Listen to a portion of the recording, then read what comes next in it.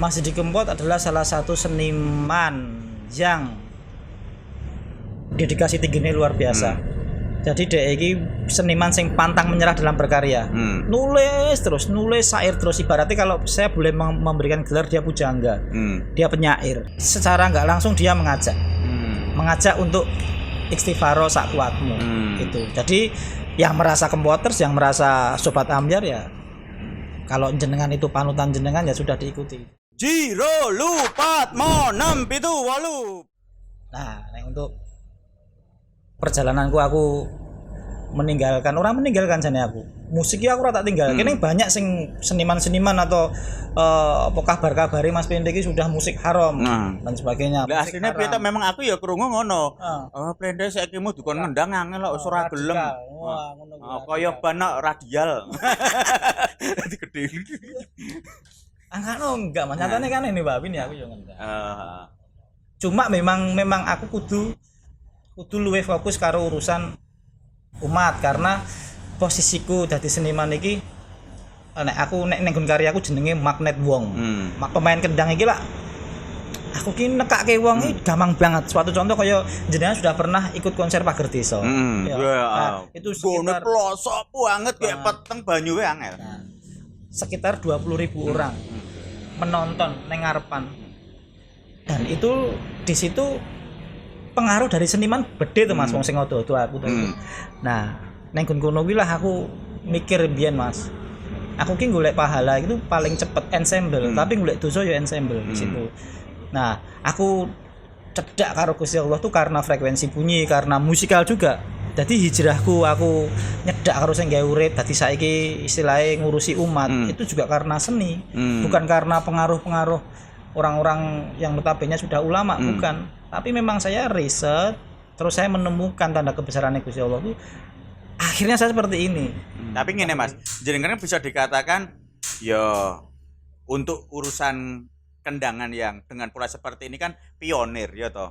Mengawali dengan banyak instrumen ngono ki. Terus ilmune bisa dikatakan kan mbuh tanpa izin atau enggak, terus sing nemu kan bocah-bocah saiki. Rasane piye ngono ki Mas?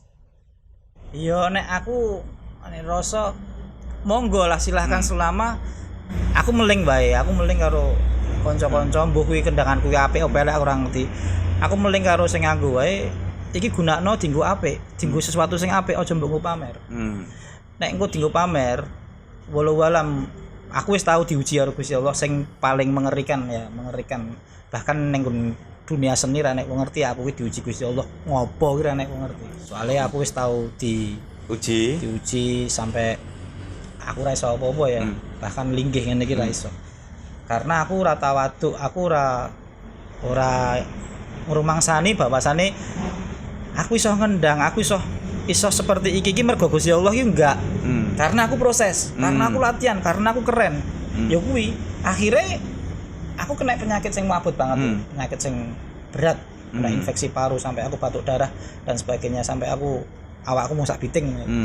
Terus baru kuwi aku kena abses ora iso silo. Dan itu bener-bener aku enggak bisa ngendang. Makanya aku iso ngomong ngene iki, hati-hati. Iso mau ngendang iki mergo Gusti Allah ridho. Ngono. Apa meneh eneng pola-polaku sing mbok dinggo. Tulung dinggo sesuatu hal yang manfaat. Aja dinggo pamer. Pamer entek-entek. Ganteng barangnya ujian lho Mas. Lah ya. Lo hati-hati Mas. Lah ya untungnya aku rasa rapat ganteng-ganteng. Dadi aku rada aman. Umpamane diujine ya soalnya rapat ya angel. Lah yen jenengane kena. Nah, wong sing nun sewu sing rapat yo ganteng ya, sing elek bahkan ya. Kuwi jarang sekali ndek gegayuhan wong sing kaya wong ganteng. Ora mungkin ndek gegayuhan yange dobel ora mungkin. Iki menarik iki. Lho, nek ujian ganteng iki paling abot. Ujian penyakit nek awake dhewe bersyukur ya dosane gogrok. Nek ujian ganteng. Lah kuwi lho Mas. Kuwi wis iso nglalekke ibadah, iso nglalekke apa wae. Karena aku, nek wis aku kok wis ki mundur. Wis ki lagi masane. Muga-muga iso tawaduk wong-wong sing ganteng, wong sing pinter-pinter iso tawaduk, iso apa ya jenenge introspeksi diri bahwasane iso ngene iki mergo Gusti Allah. Enggak apa sampean ya enggak tenan biyen. Lho biyen aku memang nek aku menilai diriku dhewe sing jaman biyen ya, aku ki muak Mas. Tapi itu prosesku.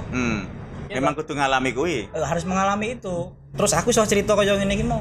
Bahwa aku iso main kendang nganti terampil kaya ngopo iki mergo Gusti Allah ridho. Wis ngono wae. Aku biyen wis tau sesumbar kaya seniman-seniman wong-wong saiki ngono kuwi. Wis nganti bahkan menunjukkan kepiaweane. Iso iki ganteng, gagah dan sebagainya. Entek Gusti Allah ngei ujian. Nah, ketika Gusti Allah ngei ujian ki mau ya kuwi Allah menunjukkan maha penyayangi ning kono kuwi nek gelem melihat tanda-tanda lho Mas. Ternyata dengan materi ujian seperti itu alhamdulillah aku dadi iso ngene iki. Lah ngene, sosoke Mas Plente sing awale mau mancing zaman iki SMP diparani Mas Andi Sate, dijak rekaman, tiba-tiba sing ngejak rekaman kuwi sosok Mas Didi walaupun jenengan ora kenal waktu itu, tapi ternyata Mas Didi itu kan juga seniman hebat. Terus jenengan menganggap Mas Didi itu kayak apa, Mas? Mas Didi Kempot adalah salah satu seniman yang dedikasi tingginya luar biasa. Jadi dia ini seniman sing pantang menyerah dalam berkarya. Nulis syair terus. Ibaratnya kalau saya boleh memberikan gelar dia pujangga. Dia penyair, dia penulis. Sampai mbuh kuwi job sepi, mbuh job rame, mbuh surut itu dia selalu nulis. Berpikir aku kudu piye. Dengan tidak ngomong ke wong lho Mas. Jadi saumpama dia itu ada pesaing gitu. Pesaing ini dijak bersaing sehat nek sak ngerti ku lho Mas. Ayo gawe karya. Awake dhewe bersaing kok antara artis-artis B. Tapi kebanyakan artis-artis pada umumnya bersaingnya itu golek interne, masalah interne kayak elek iki dia elek. Dia elek nggon masalah sing ora nek kaitannya karo seni. Nah, itu nek Mas Didi itu anti dia seperti itu. Kayak wong ngene-ngene iki wis rasa ngrasani gawe karya wae beres. Ditunjukkan dengan karya. Nah, di situ makanya Mas Didi perubahannya apa toh? Zaman biyen ibaratnya dia motivasiku lah, motivasi untuk bekerja dalam seni Mas ya. Neng gun seni kuwi memang Mas Didi selalu ngomong karo posisiku, le kowe nek ngendang yo bahkan sampai jope berapa dulu waktu dulu ya. Ngomong dia. Loh, ki aku les sakmene kae. Kowe mung les sakmene. Kowe nek pengen dadi kaya iki yo kowe kudu gawe karya. Gawe karya sing kowe original kowe dhewe. Perubahannya Mas Didi di akhir karyanya meskipun aku enggak ikut.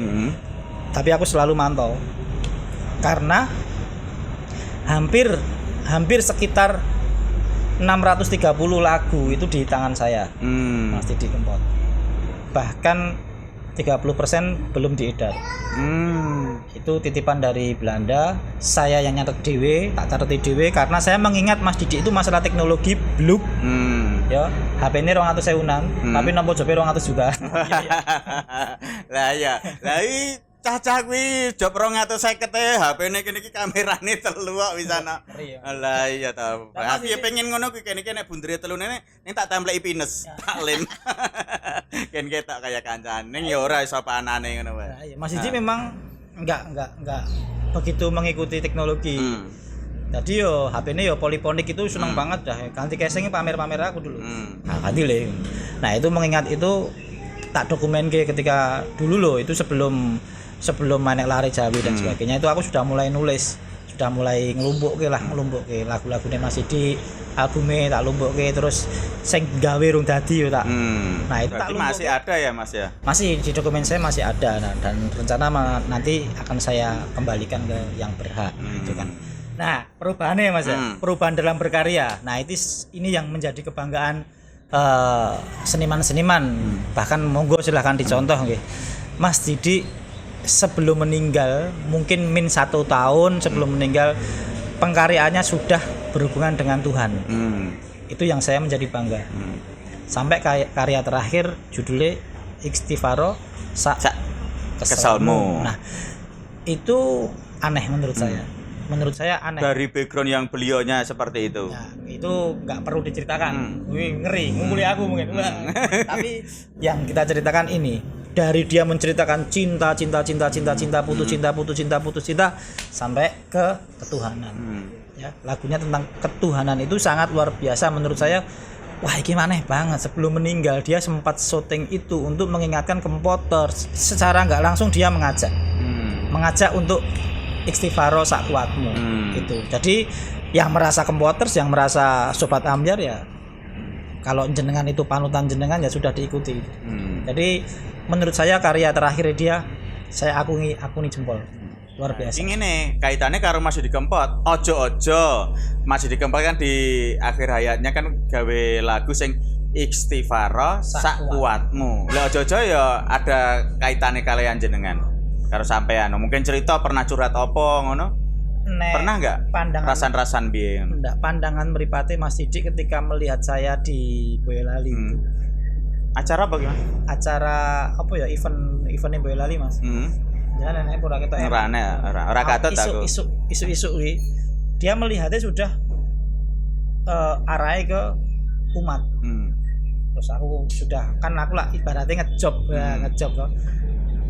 Nyalame aku tuh sudah beda banget carane mensikapi aku biyen, ibaratnya kayak adike ya. Le dulu itu memang misinya Mas Didi itu selama aku bisa bantu ya tak bantu, dan dia itu sama sekali salah satu artis yang sangat peduli banget karo konco-koncone, bahkan bukan konco-koncone tok, sama orang.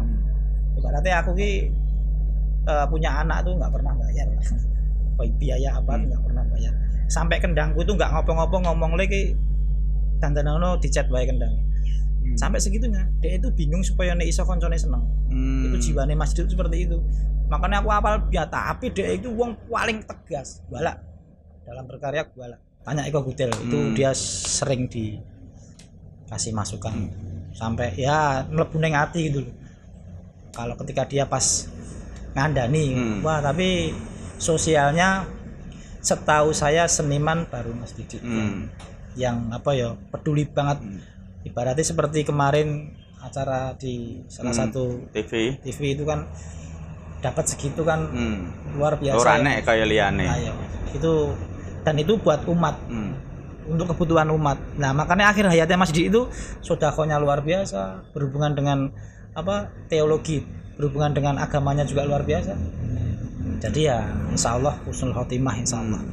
Nah ini kan selama proses jenengan bisa dikatakan ngiring dari cilik. Ya mau kan enek wong liya ngarani Mas Didi kuwi Lord, enek sing ngarani maestro, terus enek sing sobat ambiar nyeluk saiki mu Pak D, yen Dimas Tejo ngarani pahlawan dunia musik Jawa. Kalau jenengan tadi pujangga. Ada nggak sesuatu yang berkesan ketika jenengan berproses dengan Mas Didi Kempot? Sing mungkin dadi bekas, sing mungkin dadi pangeling-eling gitu. Dengan sikapnya yang beliau dermawan dan tegas tadi. Itu Mas Didi itu selalu menceritakan apa namanya? Lagu yang dia cipta, perasaan yang dia cipta, dan itu nuwun sewu memang kebanyakan curhatnya sama saya, sama jenengan. Ya ketika pas ngobrol, memang saya jarang sekali membuatkan musik Mas Didi, sedikit lah ada, tapi nek ngendangi banyak, tapi nek buat ngaransemen itu ya sama Lare Jawi sama grup lah intinya, sama teman-teman Semarang. Tapi masalah ini lagu ini loh deh, makanya posisi saya keluar dari zona aman Mas, zona aman. Salah satu aku metu saka Mas Didi Kempot mergo aku pengen nyambut gawe liya. Sing kedua ini alasan saya yang kedua. Waktu itu karena Mas Didi sudah mengikuti musik koplo dan sedikit meninggalkan congdut. Itu alasan saya keluar. Kita buka ya. Kita buka ya. Mulai tak kirim-kirim kok ya ora jeglong ning kene to. Gitu Mas. Nah, karena wis mendekati koplo. Lah ngapa alasannya jenengan mendekati koplo terus enggak? Nah itu ngene, nek koplo itu memang musik penyemangat, tapi dia musik koplo itu akhirnya si syair itu jadi ditinggalkan. Isinya mau di jam-jam tok nah akhirnya syair itu menjadi mong sampiran tok. Tapi sayang koplo tetap musik bagus selama syairnya diberi materi-materi untuk penyemangat. Materi-materi untuk penyemangat memang musik-musik koplo memang sangat luar biasa. Tapi kalau Mas Didi Kempot lagu yang melankolis, iya Mas Didi Kempot ya congdut sampai akhir hayatnya keluarnya apa? Congdut, nggak mungkin koplo. Lagu Istighfaro sak kuatmu congdut. Dia sudah kembali ke congdut. Karya itu istilahnya kok abot donyo. Nah, abot donyo iki marai pasarnya lagi ngene lho. Ya wis Mas, monggo silakan. Tapi aku nggak bisa nek ngendang ngiringi orang-orang yang huya dan sebagainya, itu memang saya belum bisa. Kan banyak kriteria ya seni itu Mas. Seni itu ada dua sudut pandang menurut saya. Seni diapresiasi, seni itu untuk diapresiasi, Nah, itu dimiliki pada umumnya seniman. Nah, yang kedua ini seni sama dengan ilmu. Ini jarang sekali diambil. Nah, ini saya berusaha mengambil ini. Ketika saya mengkompos di dapur rekaman, ketika sudah menjadi sajian, saya berpikir iki wis layak ra dikonsumsi masyarakat. Nah, itu seni sama dengan ilmu. Wis layak enggak? Saya memberikan tontonan ini sudah bisa bermanfaat untuk umat belum? Itu seni sama dengan ilmu. Tapi kalau seni sama dengan apresiasi ya pada umumnya rampung karyanya apik keploki sudah kepuasan yang sangat luar biasa. Gitu. Menarik juga ya. Ternyata ya berbicara seni sing ketoke gurung nggon wong seneng, gurung nggon wong bahagia. Ternyata ketika kita ulik lebih dalam, luwih jero ku ya rumit. Tidak sesimpel wong sing nampa ya Mas ya. Iya. Ning nggon seni iki ya. Iya, Mas. Kalau yang menerima itu kan yang konsumsi tuh, Mas. Namanya saja dapur rekaman. Dapur makanan, bakso. Mas Mamang punya dapur makanan. Saya punya dapur rekaman. Terus kalau arsitek tuh meripat nggih sing nanti bakal mengkonsumsi. Nah, kalau dapur rekaman itu juga bisa diberi racun, Mas. Bisa jenengan masak apapun juga jenengan kasih polo keh Pak Muning lah ngantuk wonge. Bisa. Nah, seni itu ada banyak sudut pandang. Kalau seni pada umumnya yang ngaransemen iki wis apa ya? Apik, outputnya bagus. Iya, bagus. Dia bisa main musik, dia bisa mengkompos. Nah, tapi kalau saya pribadi, koki pun juga seperti itu. Iso masak enak, masak aneh, tapi jarang sekali koki yang ngerti. Uyahe kandungannya apa to? Bawang kandungannya apa wae to? Nek tak campur ke samene dadine apa ya? Nah, itu. Di seni musik pun juga seperti itu, Mas. Iki frekuensi A sama dengan 440. Ketika tak gaduk karo iki menjadi triton paradoks. Dadine piye engko? Oh, dadekke wong bunuh diri. Bisa, Mas. Sangat bisa sekali. Musik itu pengaruhnya luar biasa gede. Gede. Makanya kalau sebatas main musik monggo, kalau sebatas mengkompos musik hasilnya apik banyak sekali. Tapi yang ngerti. Makanya saya pribadi menjadi seniman, seharusnya seniman hubungan dengan vertikal yang di atas itu seharusnya klop. Karena bahan baku musik, bahan baku untuk menjadi musik itu semua bahan bakunya dari sang pencipta. Salah satunya apa? Inspirasi. Kok nganti sampe iklan iki apa? Inspirasi datangnya dari siapa? Kok kok ngerti ya, Mas. Beda kalau jenengan buat bakso dari dagingnya ketok digiling. Yang kedua frekuensi bunyi, enek suarane tapi ra ketok. Tapi pengaruhnya gede. Yang kedua tempo, waktu, itu semua hubungannya dengan Allah. Sama seperti petani. Petani kan juga gitu, gabah ya ora iso gawe awake dhewe. Bibit bar iki ditandur ning lemah, tancepin ning lemah ya ora iso gawe. Sing gawe Gusti Allah. Bar iki kei air ya Gusti Allah. Mun nek tukul gede dipangan wereng, niki pripun ya Allah. Nah, cuma seni itu nggak bisa seperti itu. Syukurnya nggak bisa. Jarang sekali orang yang bersyukur dalam seni. Karena apa? Saya proses. Aku wis latihan. Tapi kalau petani, nelayan, solare 50 liter tekan kono ra oleh iwak. Dongo.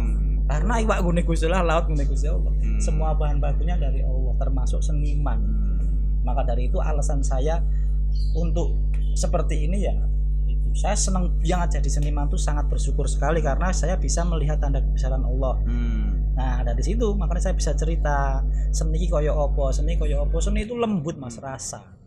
Jadi bukan manajemen konflik. Nah, kalau konflik digodhog rono rene mumbul. Bung. Makanya Mas Didi Kempot salah satu seniman sing walau alam nggih, kalau saya bisa mengatakan karyanya abadi seperti Mbah Gesang. Berarti gawe niku nganggo rasa, kelet, bukan dengan manajemen konflik, bukan dengan nafsu. Jadi antara akal dan pikiran itu benar-benar sinergi. Karena keduanya saling bisa mempengaruhi. Gitu. Akhirnya Mas Didi Kempot itu yang diutamakan dalam berkarya adalah rasa. Nah, ini. Dan walaupun beliaunya sudah tidak ada, tapi merasa beliaunya itu masih ada. Itu kan ciri-ciri orang yang baik. Nah, ning saat durunge ditutup, mungkin Mas Plende duwe pesen kanggo dulur-dulur sobat ambyar, Kempoter atau siapapun atau dulu sing pernah mengidolakan Mas Plende juga, karena Mas sing nonton acarane Posyandu iki dulur-dulur sing ana Arab, Singapura, Hong Kong, Belanda, Suriname, kanca-kanca Jawa sing semebar neng donya ngendi wae. Pesan dari saya ya dari Kempoters, semua pengikut Mas Didik Kempot, yang perlu panjenengan ingat, Mas Didik menciptakan lagu terakhir Istighfaro sak kuatmu, ya itulah diikuti. Monggo di follow terus, itu lagu yang terakhir. Untuk semua sobat-sobat ambyar, semua pengikut Mas Didik, silahkan diikuti panutan panjenengan, karena itu insya Allah sangat bermanfaat juga untuk urusan akhirat.